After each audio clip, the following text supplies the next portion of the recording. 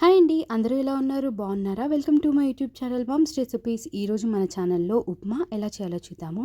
దానికోసం ముందుగా కడాయి పెట్టుకొని ఆయిల్ అయితే వేసుకుందాము. ఇందులోకి పోపు దినుసులు, కరివేపాకు, ఆనియన్, పచ్చిమిర్చి వేసుకొని కొంచెం ఫ్రై అయిన తర్వాత ఇందులోకి అయితే క్యాష్యూస్, పల్లీలు కూడా వేసేసుకుందాము. ఇవన్నీ అయితే బాగా ఫ్రై అవ్వాలి. ఆ తర్వాత కొంచెం అల్లం వెల్లుల్లి పేస్ట్ కూడా వేసుకొని మిక్స్ చేద్దాం. అల్లం వెల్లుల్లి పేస్ట్లో నుంచి పచ్చివాసన పోయిన తర్వాత వాటర్ యాడ్ చేసుకుందాం.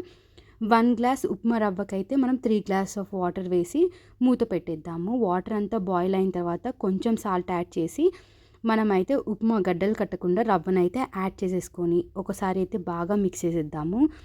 ఆ తర్వాత మనము మీడియం ఫ్లేమ్లో పెట్టుకొని అయితే మూత పెట్టేద్దాం. ఒక 5 నిమిషాల తర్వాత ఇది బాగా మగ్గుతుంది.